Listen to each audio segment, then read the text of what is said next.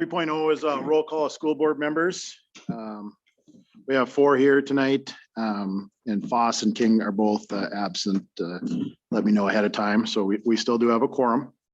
So we're going to move directly on to 4.0, communications and reports. Superintendent Colness. We'll start off with the enrollment report, and you can see that we, from last month until the 1st of February, we dropped 10 students across the district K through 12. So we are currently at 1,876 students, grades K through 12, which is about 3 students greater than last year at this time. So hopefully we can hang steady or hold steady or even show an increase there between now and the end of the school year. Any questions on the enrollment report? Thank you. All right, we're going to move directly into 4.1, or excuse me, 4.2, which is the finance report. So Amanda, it's all yours.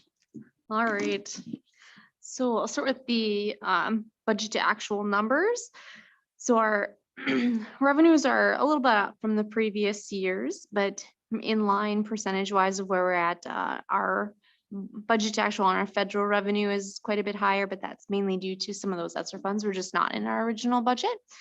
Our expenditures, you'll notice in total are up quite a bit from last year. So I dug into some of the reasons why they're up about 922,000, but 440,000 of that is just salary and benefit increases over the prior year. We've had hired additional staff, and then the benefit package that was approved for this year makes up that amount. And then there's just some other random things, like the winter's been colder, so our utility fees are up 113,000 over the prior year. So some kind of one-off things there that make up that fairly significant difference that we have. Also, one larger number is the student account activities. Last year and the year before, they weren't really able to do much, so they've spent about $131,000 more this year than they have last year. And a big chunk of that is the band trip that they're paying for. And then for the smaller funds, I didn't really write too much down. The food service fund is currently at a loss. However, we don't have those January meals in there. And then the tech portion kind of makes up most of the loss. And then we do get reimbursed for that, but not until year end. And then I did notice that our community service fund, which generally runs in the red, is doing fairly well again this year. So that's nice to see. So hopefully that can sustain itself. And then if we switch over, the one other thing I was going to note in the general fund, there are quite a bit of expenses that we have coded to federal funds that just haven't been drawn down yet. And so I did the majority of that today, drawing down funds. So about $116,000 of our expenses can be claimed under different federal funds, and we'll see that those funds come in February. And then on the treasurer's report for our cash balances, our cash balance is a little bit lower than we were in the prior year. We're about $77,000 lower, and that's mainly due to our increased expenses, but we've been running a little higher in our cash position for the last few years. And then the large adjustment that we have, you'll see the 1 million, that's just money moving from our bond funds that are now, those investments are maturing. So we're taking money out of there to pay our regular bills as those come due. And that's all I had written down. Any questions?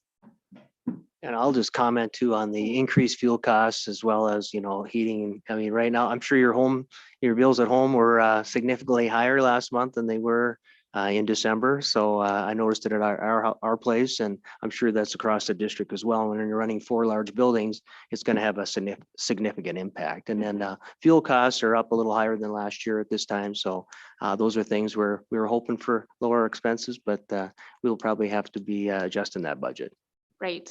And on the budget terms, I was hoping to have it for you today, but it just didn't work out. So next month we should have the budget available for you. So when I have that ready, I'll give it to Mr. Colness. And if we send it out early, we can do that too. Thank you. Any questions for Amanda? No. Thank you. Thank you.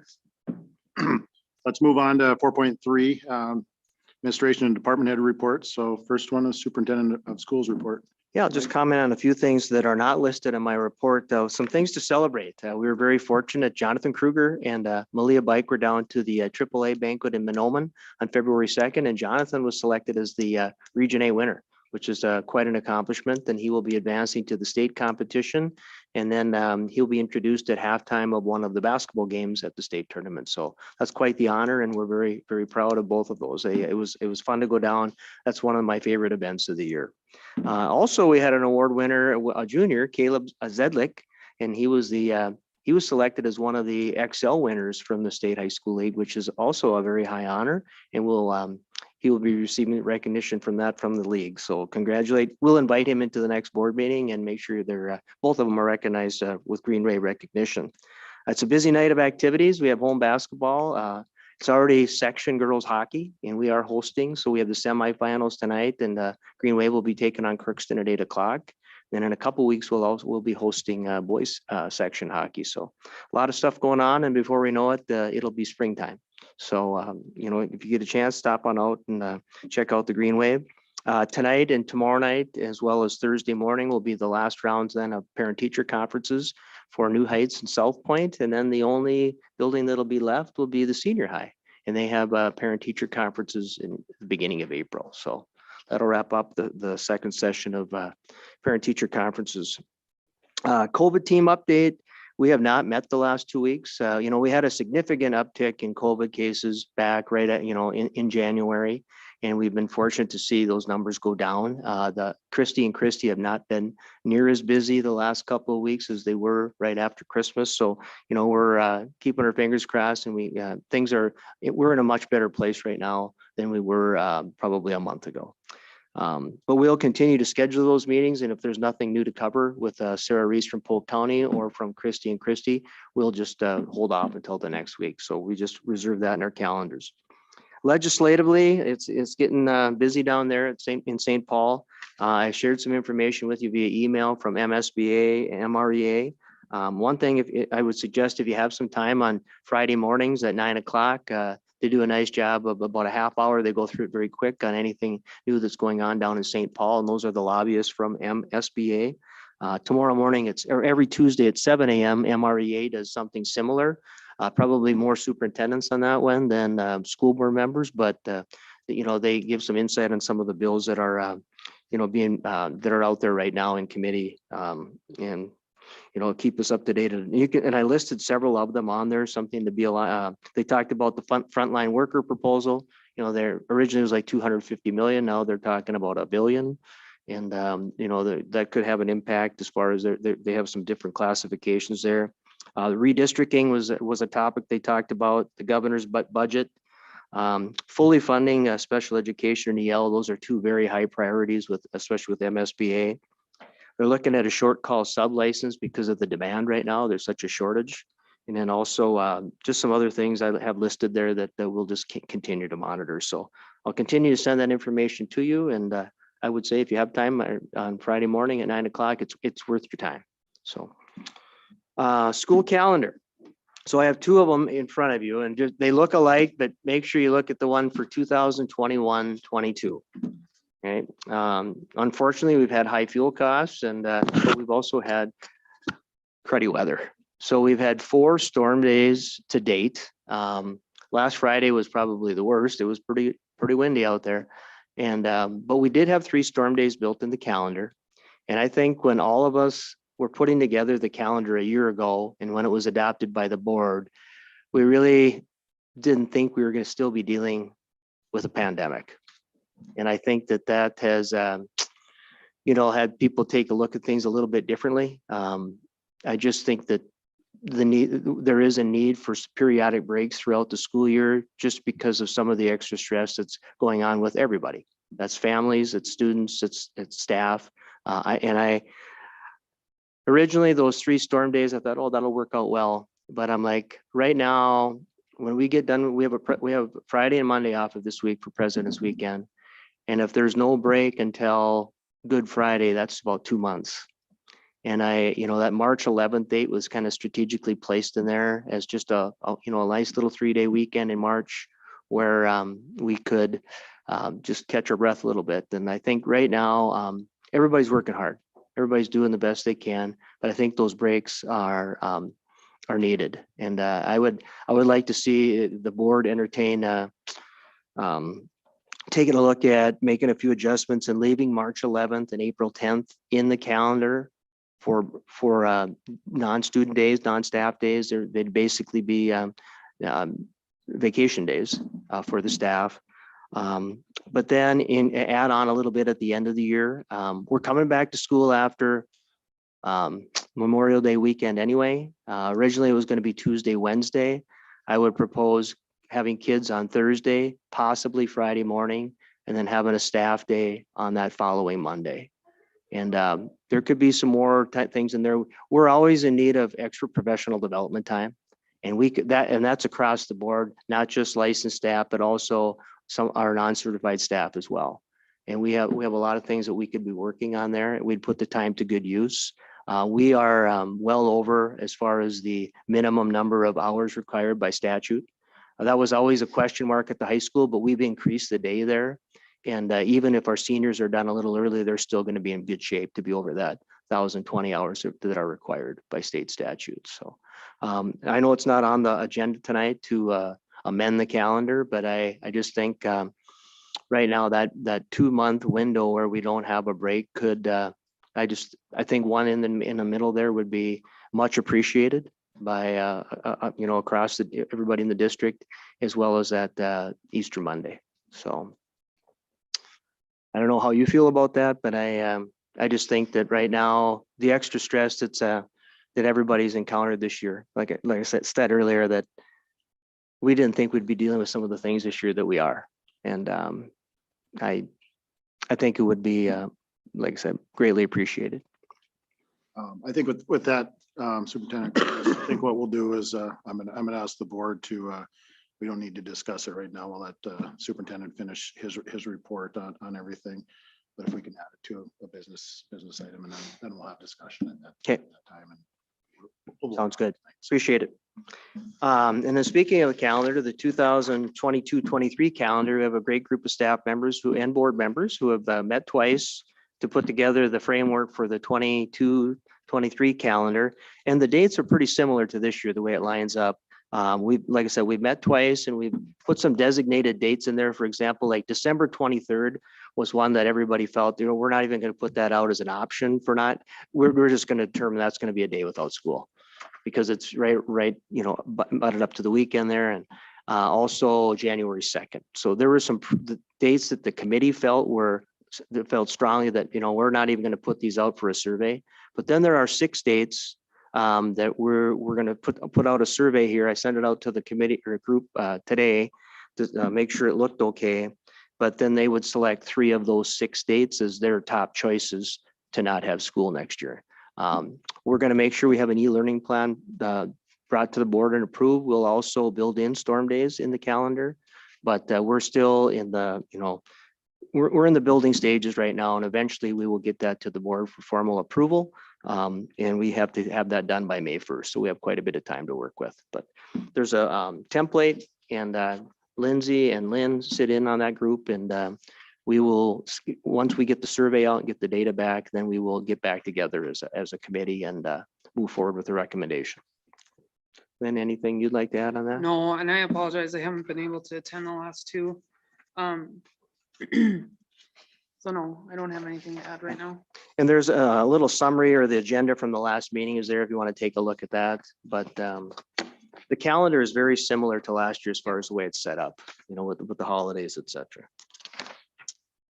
And just a reminder, if you didn't receive an invite, the East Grand Forks Intergovernmental Retreat is scheduled for Thursday from noon to 4 at the Legion here in East Grand Forks. And it's always nice to get together with with the city, the county, and sometimes some of our local legislators will call in as well. And so I'm looking forward to that meeting this coming Thursday. And that is all I have. All right, well, thank you. 4.3, item number 2 is Director of Teaching and Learning. Soraya, it looks like we have a guest tonight, so the floor is yours.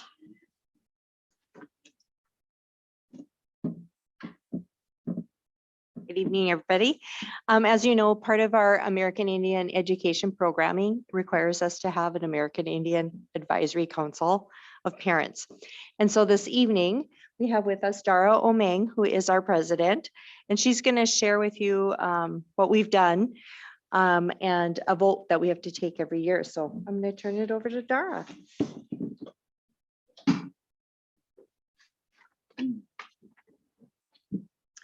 Good evening. Thank you for letting me speak here tonight. My name is Dara Omeng, and I am the president of the American Indian Parent Committee. I have two children, Daisy in 7th grade and my son Destry is in 3rd grade. They are descendants of the White Earth Band of Ojibwe. I was contacted by Erica Gunville a few years ago, and she told me about the American Indian community that we have in our school district, and I'm so glad that she did. This year, I was honored to take on the role as president of the parent committee. Our American Indian Parent Committee is a group of extremely passionate and committed parents that know the importance of culture to our children. This group has offered in the past and continues to offer amazing opportunities for our American Indian students and families. In October, we had a Halloween powwow that had amazing attendance. We have a career night planned for March 9th with many professionals from East Grand Forks and Grand Forks coming in to talk about their careers. Our parent committee has partnered with Ricky White to offer an American Indian education program in our schools. This allows teachers and other professionals to learn about Indigenous practices, the effects of historical trauma on students and families, and how to utilize resources for the classroom. Our committee receives its funding from the Minnesota Department of Education. In order to receive the funds, the committee has to map out what we will use the funds for. That plan is presented to the parents and then submitted to the Minnesota Department of Education for approval.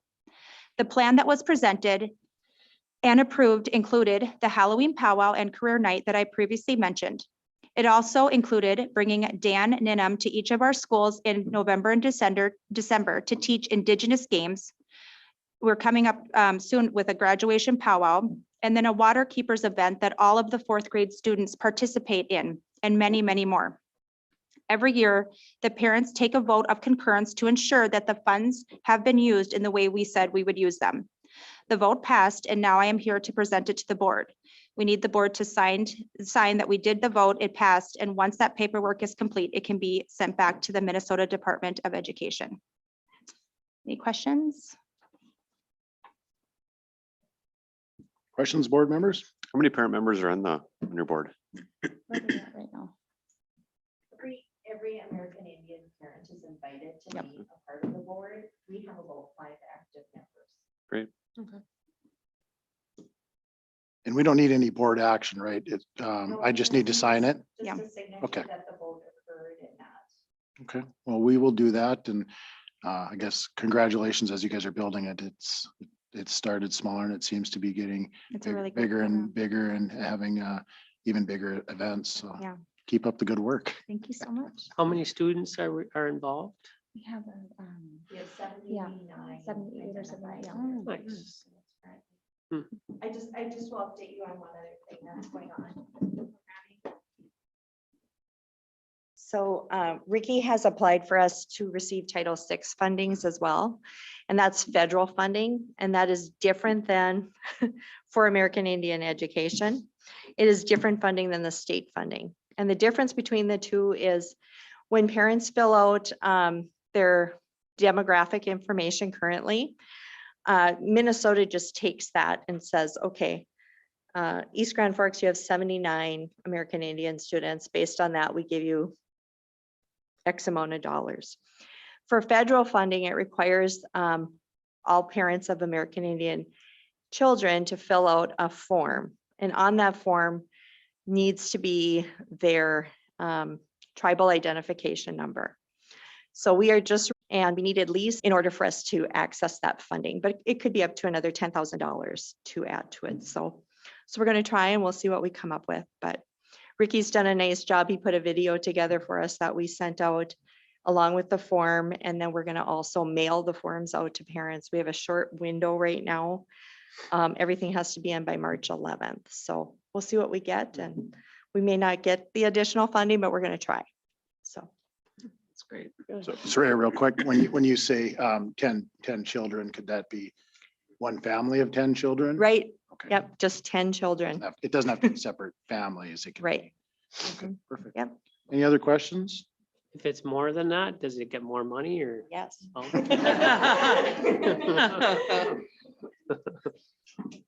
Thank you. Well, Well, thank they're, you. they're doing a great job and I remember, I mean, I enjoyed the Halloween gathering and it's fun. So very, yeah, big numbers, big numbers.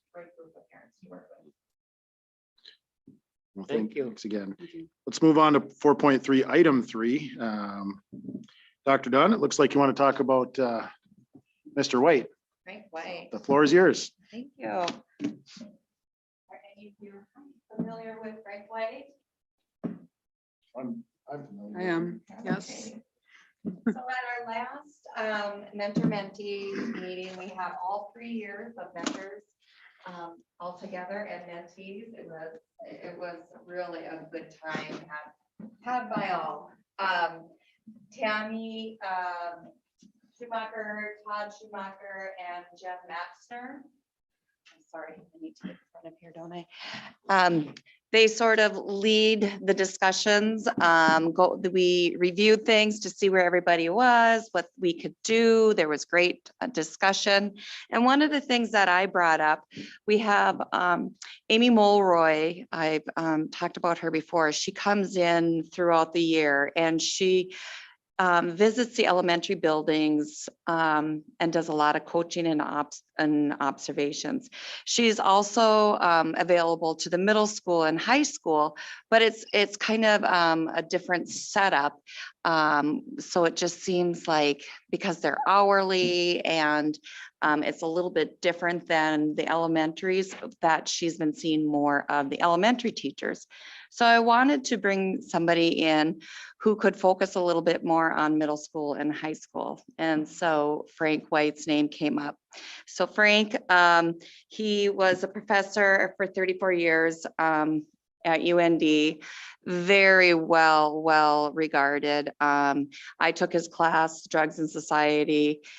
He is very knowledgeable on what's current and what's happening in the world.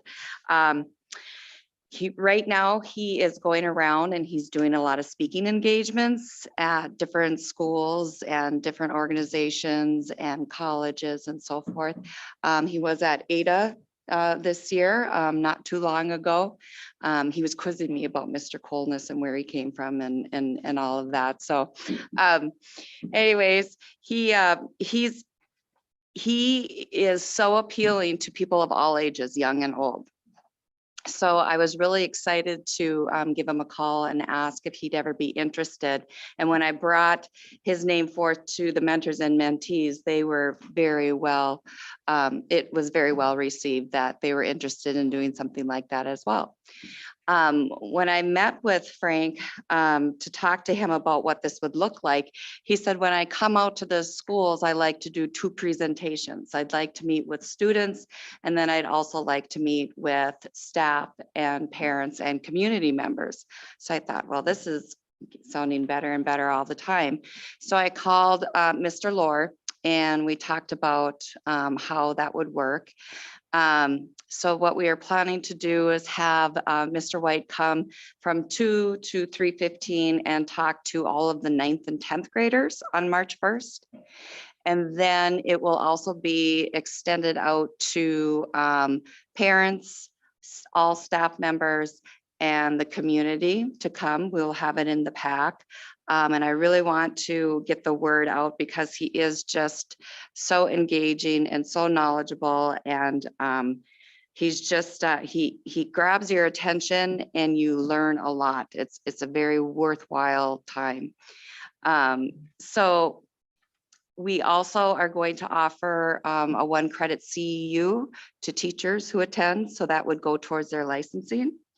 And yeah, I guess there's not enough that I can say positive about Mr. White. He's just a real treat to have. And I know people will be very thankful for the information that he has to share. I handed out pamphlets on kind of an outline of what he covers. He'll cover a few things different with the students and then go more in depth with parents and staff members and the community. So All right, well, thanks, Dr. Dunn. Any questions for Dr. Dunn?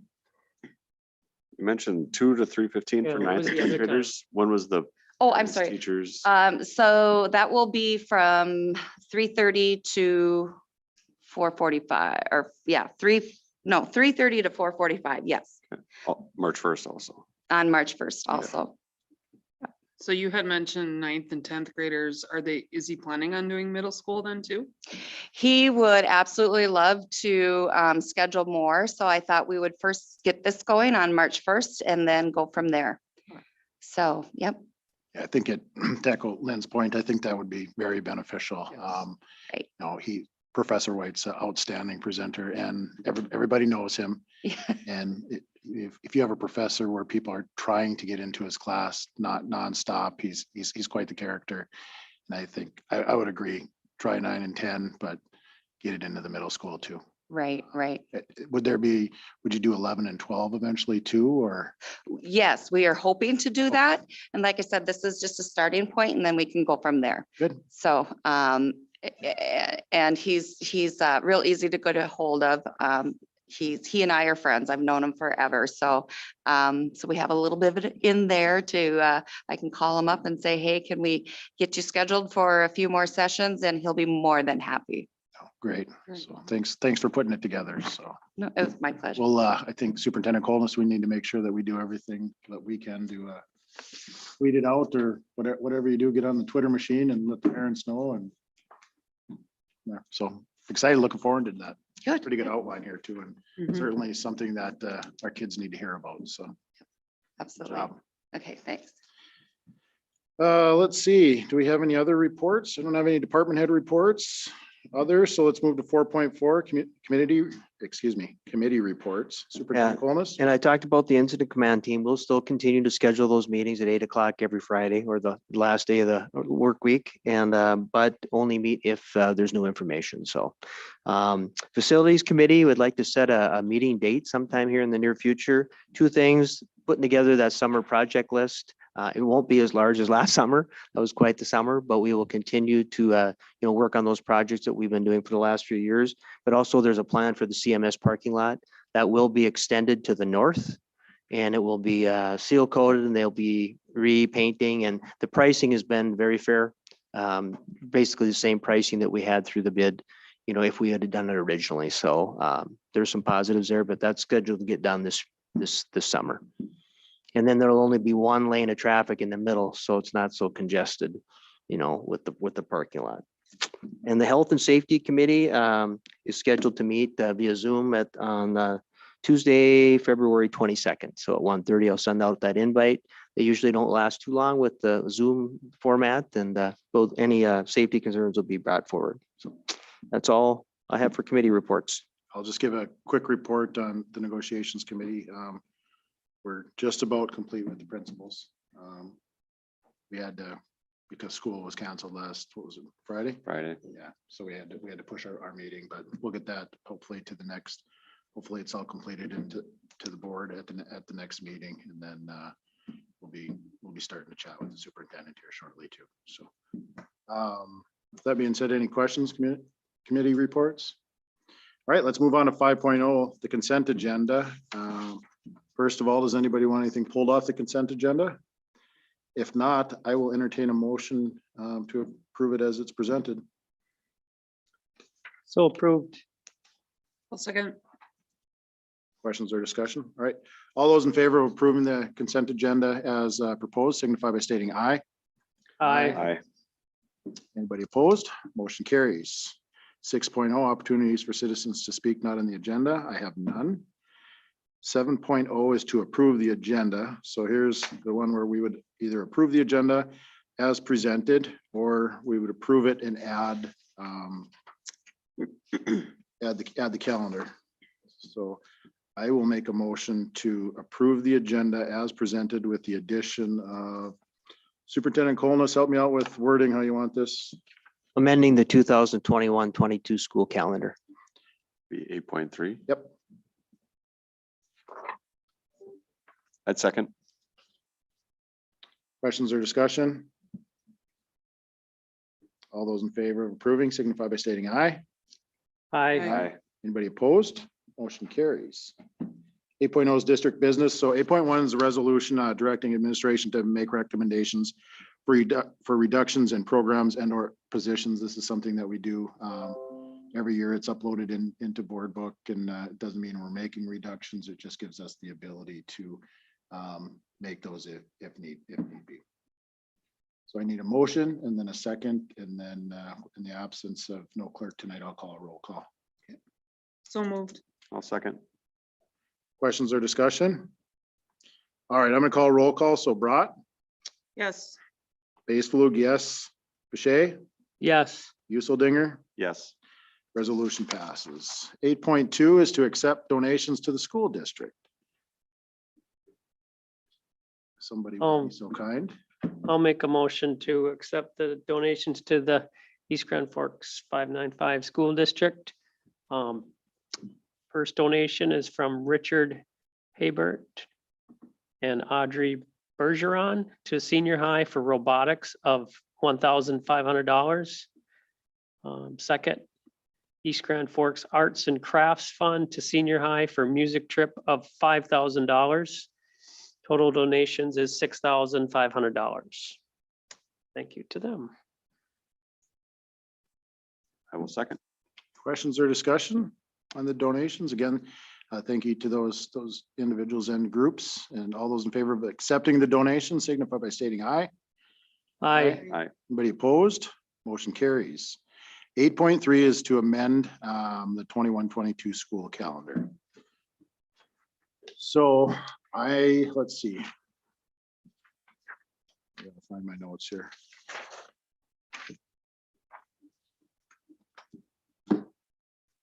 I would like to make a motion to amend the 2021-22 school calendar for no school on March 11th, April 10th, and June 3rd. Would it be April 15th? Would it, yeah, 18th. April 15th or 18th? 18. Is it 8? Okay. Okay, typo? Okay. So my motion again would be no school on March 11th, April 18th, you said? And then Monday. June 3rd.